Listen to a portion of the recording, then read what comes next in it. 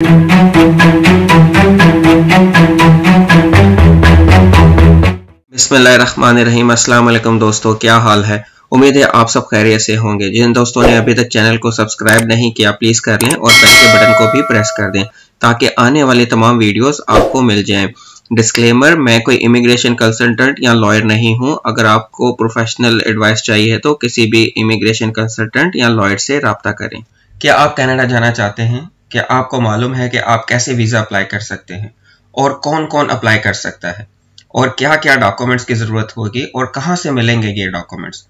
कौन सी ऐसी गलतियां हैं जो नहीं करनी चाहिए? अगर आप ये जानना चाहते हैं तो वीडियो को आखिर तक देखें, क्योंकि मैं आपको ये तमाम मालूमात फराहम करूंगा ताकि आपका वीज़ा लग जाए। चलो वीडियो को शुरू करते हैं। आर्जी रिहायशी वीज़ा या TRV टेम्परेरी रेजिडेंस वीज़ा हम किस तरह ले सकते हैं, ये मैं आपको स्लाइड की मदद से बताता हूँ। अच्छा, तो हम यहाँ पर नंबर 1 विजिट वीज़ा या टूरिज्म वीज़ा पे ये हासिल कर सकते हैं।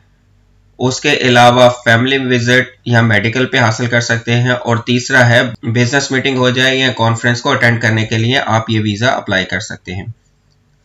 वीज़ा कितने साल का लगेगा तो मैं आपको बताता हूँ कि आपका वीज़ा ज़्यादा से ज़्यादा 10 साल का हो सकता है, लेकिन इसके लिए ज़रूरी है कि आपका पासपोर्ट 10 साल तक वैलिड हो, वरना कनाडा आपके पासपोर्ट की मुद्दत के मुताबिक आपको वीज़ा देगा।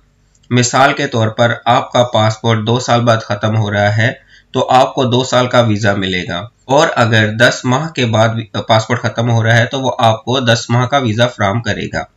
तो मेरा मशवरा तो ये है कि अगर 1 साल रह गया है आपका पासपोर्ट ख़त्म होने में तो आप 2 माह इंतज़ार करें और अपना नया पासपोर्ट अप्लाई करें और फिर वीज़ा डालें, वरना कोई फ़ायदा नहीं होगा। सिर्फ 6 या 10 माह का वीज़ा लेने का क्या फ़ायदा इतनी मेहनत करने के बाद। टोटल फीस आपने वीज़े की देनी है तकरीबन $100 और बायोमेट्रिक की तकरीबन $85। अगर आपने पहले बायोमेट्रिक दिया हुआ होगा तो वो आपका 10 साल का वैलिड होगा, तो उसके लिए दोबारा बायोमेट्रिक की $85 की फ़ीस देने की ज़रूरत नहीं है। ये आपने ऑनलाइन देनी है और उसके लिए आपको डेबिट कार्ड या क्रेडिट कार्ड की ज़रूरत होगी। बायोमेट्रिक आप VFS ग्लोबल में जाके देंगे। जैसे ही आप पेमेंट करेंगे तो 1 या 2 दिन में आपको एम्बेसी की तरफ से ईमेल आ जाएगी कि आप जाएं और अपना बायोमेट्रिक वहां पर जमा करवा दें। ये तो थी जनरल इन्फॉर्मेशन। चलो अब मैं आपको बताता हूँ डॉक्यूमेंट्स के बारे में कि इन 3 कैटेगरीज के अंदर आपको किन किन डॉक्यूमेंट्स की ज़रूरत है जो आपको सपोर्ट करेंगे आपको वीज़ा हासिल करने के लिए। तो स्टार्ट करते हैं। TRV को हासिल करने के 3 मेन तरीके हैं जो मैंने पहले ही बता दिए थे, जिसमें नंबर 1 है विजिट और टूरिज्म, उसके बाद फैमिली विजिट, मेडिकल, और तीसरा है बिजनेस और कॉन्फ्रेंस के लिए जाना। अब हम बात करते हैं कागजात की। तो सबसे ज़रूरी है पासपोर्ट। आपके पास वैलिड पासपोर्ट हो और आपने पूरे पासपोर्ट को स्कैन कर लेना है तमाम स्टैम्प्स और वीज़ों के साथ। अगर हैं नहीं है तो खाली स्कैन कर लें। दूसरा ज़रूरी डॉक्यूमेंट आपका इनविटेशन लेटर और अपॉइंटमेंट लेटर है। अगर आप फैमिली विजिट और मेडिकल के लिए जा रहे हैं तो ये आपके इंपॉर्टेंट डॉक्यूमेंट्स हैं। इनविटेशन लेटर जो आपका रिलेटिव आपके लिए अरेंज करेगा, कोई भी रिश्तेदार हो सकता है, बहन भाई माँ बाप, ये लोग देंगे। और इसमें सबसे इंपॉर्टेंट चीज़ ये है कि अगर ये नोटराइज हुआ होगा तो क्या होगा, ये अथेंटिक हो जाएगा और आपको वीज़ा मिलने के चांसेस ज़्यादा से ज़्यादा हो जाएंगे। इसकी कुछ ज़्यादा लंबी चौड़ी फीस नहीं है, $70 से लेके $100 के अंदर अंदर ये आ जाता है, लेकिन अथेंटिसिटी के एतबार से ये सुपर डॉक्यूमेंट है। इसकी वजह से आपका वीज़ा ग्रांट हो सकता है, यानी ये फुल फ्लेज्ड सपोर्ट करेगा आपको। उसके अलावा नेक्स्ट इंपॉर्टेंट डॉक्यूमेंट है इनविटेशन लेटर। ये बिजनेस और कॉन्फ्रेंसेस में के लिए इस्तेमाल होता है। इसके लिए ज़रूरी नहीं है कि आप इसको नोटराइज करें। ये क्या होगा, अगर आपकी मीटिंग चल रही है कंपनी A के साथ या कंपनी B के साथ, तो वो एक लेटर भेजते हैं आपको कि mister ABC position this he is going to visit us for this period. तो ये सारा कुछ इसमें कवर होता है। सेकेंडली कॉन्फ्रेंस के लिए भी ऐसे ही होता है, आपकी सारी चीज़ें बुक हुई भी होती हैं और आपको वहां से लेटर आ जाता है कि he is going to attend a conference. इन 3 कैटेगरीज में सबसे इंपॉर्टेंट पासपोर्ट। अगर आप फैमिली विजिट पे जा रहे हैं इनविटेशन, अपॉइंटमेंट, बिजनेस पे जा रहे हैं तो invitation letter. Next important document आ जाती है आपकी बैंक स्टेटमेंट। ये एक और अहम डॉक्यूमेंट है बैंक स्टेटमेंट। यहाँ आपके अकाउंट में 10 से 15 हज़ार कैनेडियन डॉलर होना चाहिए। अगर आप टूरिज्म के लिए जा रहे हैं, यानी फर्स्ट ऑप्शन विजिट या टूरिज्म पर जा रहे हैं।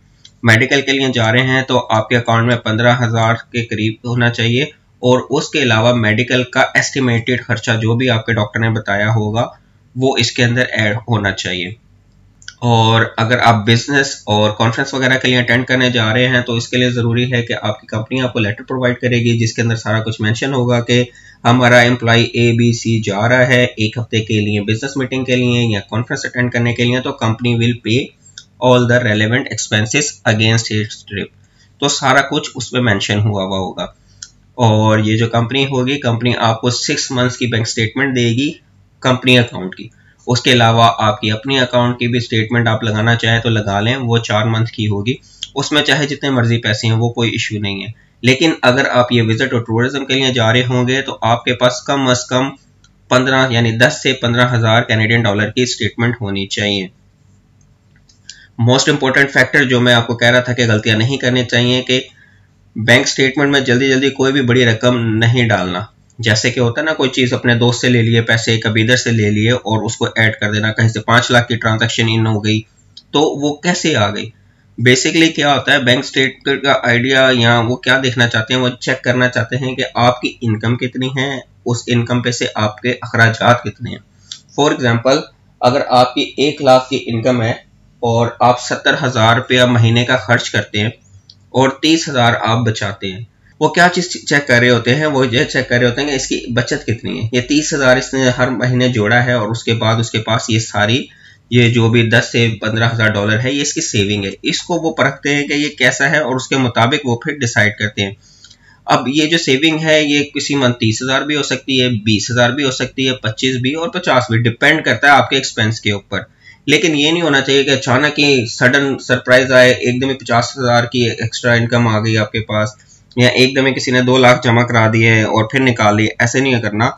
आपने अपना जो बैंक स्टेटमेंट है उसको एक ले में लेके आना है। यानी मैं ये नहीं कह रहा कि आपने बिल्कुल डिट्टो रखना है, हो सकता है ना कभी आपने ज्यादा पेमेंट करनी हो, कभी कम करनी हो, लेकिन अनयूजुअल नहीं होने चाहिए। यानी फॉर एग्जांपल जैसे मैंने आपको पहले बताया हुआ है, ये ना हो कि आप 30,000 पर मंथ बचा रहे थे, इस दफा आपने 70,000 बचा लिया, तो ये अनयूजुअल है ना।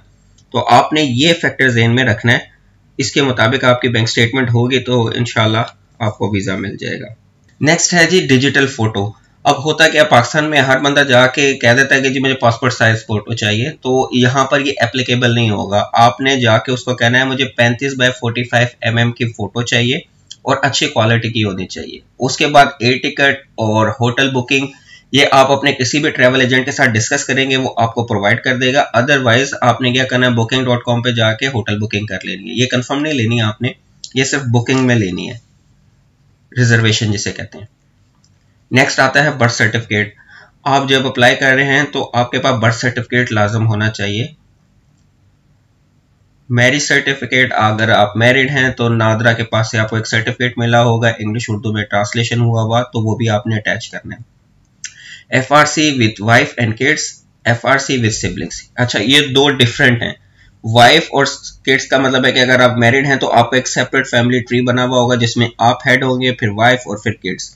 और FRC विद सिबलिंग्स का मतलब है कि आपके फादर के अंडर कि आप कितने बहन भाई हैं, कितने नहीं हैं, क्योंकि ये सारी डिटेल वो एप्लीकेशन फॉर्म में पूछते हैं आपसे हर चीज़ के बारे में कि कितने बहन भाई हैं, क्या एज है, मैरिड हैं, कहाँ रहते हैं, कैसे रहते हैं, तो सारी डिटेल होती है डेट ऑफ बर्थ के साथ। तो ये दोनों चीज़ें उसको सपोर्ट करेंगी। जो आप उस फॉर्म में फिल करेंगे तो आप ये लगाएंगे तो ये उसको सपोर्ट करेगी।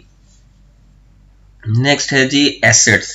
अब एसेट्स के बारे में मैं बताता हूँ, ये भी आपकी टाइज के बारे में डिस्क्राइब करता है कि आप कितने इन्वॉल्व हो अपनी कंट्री में या जहां अभी आप रह रहे हो, यूएई में, सऊदीया में और कहीं पर भी, कि आप कितने इन्वॉल्व हो। फॉर एग्जांपल अगर आप यूएई में रहते हो तो आपके पास अपार्टमेंट है, नहीं है कोई मसला नहीं है, लेकिन रेंट पे रहते हो ठीक है, आपके पास वहां पर एग्रीमेंट होगा, आपके पास कार है, आपके पास जो भी एसेट्स हैं आपने उसके डॉक्यूमेंट्स लगाने।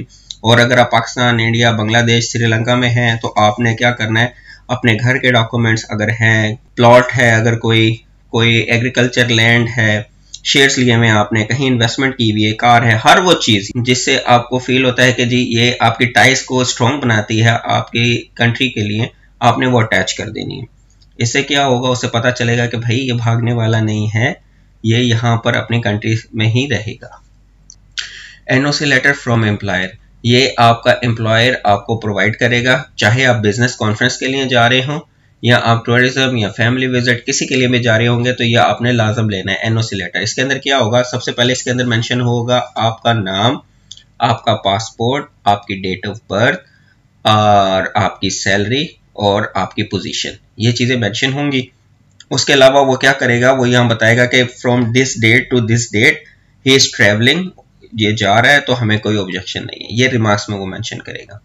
اور اگر آپ بزنس کے لیے جا رہے ہوں گے تو پھر آپ کو اپنا ٹریڈ لائسنس کمپنی کا جو ہوگا یا چیمبر آف کامرس کا لائسنس وہ لگانا پڑے گا ادھر۔ پھر آ جاتا ہے اپروو لیو، اگر آپ نے اپروول لی ہوئی ہے لیو کی تو وہ ڈاکومنٹ بھی لگا لیں، یہ پازیٹیو ہے۔ اس کے علاوہ آپ اگر بزنس اور کانفرنس کے لیے جا رہے ہیں تو پھر آپ انکم ٹیکس ریٹرن جو کمپنی کے ہیں وہ اٹیچ کریں گے۔ پھر پے سلپس، لاسٹ 4 منتھس کی آپ نے پے سلپس لگانی ہے ٹورزم کے لیے، میڈیکل کے لیے، لیکن اگر بزنس کانفرنس کے لیے جا رہے ہیں تو 6 منتھس کی لگا دیجیے گا۔ اس کے علاوہ اگر آپ بزنس کی میٹنگ کے لیے کانفرنس کے لیے جا رہے ہیں تو پھر آپ اپنا بزنس کارڈ لگا دیجیے گا اگر اویلیبل ہے تو۔ اور پھر یہ purpose of travel most important document, جیسے پاسپورٹ ہے نا ویسے یہی ہے۔ اگر آپ وزٹ کے لیے جا رہے ہیں یا ٹورزم کے لیے جا رہے ہیں یا بزنس کانفرنس کے لیے جا رہے ہیں تو آپ نے ایکسپلین کرنا ہے کہ آپ کا پرپز آف ٹریول کیا ہے، ہر چیز ڈیٹیل کے ساتھ، کہ آپ کیوں جا رہے ہیں، کیا کرنا ہے، کیسے رہیں گے، کہاں رہیں گے پر ڈے۔ اگر آپ وزٹ یا ٹورزم کے لیے جا رہے ہیں تو آپ نے کمپلیٹ ڈیٹیل دینی ہے کہ اس دن میں یہ چیزیں دیکھوں گا، نیکسٹ ڈے میں یہ چیزیں دیکھوں گا۔ آپ 5 دن کے لیے جا رہے ہیں، 10 دن کے لیے جا رہے ہیں، 15 دن کے لیے جا رہے ہیں، تو ڈے بائی ڈے پوری ایٹرنری آپ نے یہاں پر ایکسپلین کرنی ہے تاکہ اس کو پتا چلے کہ یار یہ بندہ ویل نون ہے، اسے پتا ہے کہ میں کیا کرنے جا رہا ہوں۔ ٹھیک ہے، یہ بہت امپورٹنٹ ڈاکومنٹ ہے، آپ نے ہر چیز کلیئر کٹ بتانی ہے، کس ڈیٹ کو پہنچوں گا، کیا کروں گا، کس ہوٹل میں چیک ان کروں گا، کس ہوٹل میں چیک آؤٹ کروں گا۔ Next, utility bills. اگر آپ انڈیا میں ہیں، پاکستان میں ہیں، UAE میں ہیں تو یہ یوٹیلیٹی بلز ہوتے ہیں بجلی، پانی، گیس کے۔ یہ کیا کرتے ہیں، یہ ویریفائی کرتے ہیں کہ آپ کی اکاموڈیشن کون سی ہے، آپ کہاں رہتے ہیں، کہاں نہیں ہے۔ اگر اویلیبل ہے تو ویل اینڈ گڈ، نہیں ہے تو بھی چلے گا۔ امید ہے آپ لوگوں کو میری آج کی ویڈیو اچھی لگی ہوگی۔ اگر آپ کا کوئی سوال ہو تو نیچے کمنٹس میں آپ مجھ سے پوچھ سکتے ہیں۔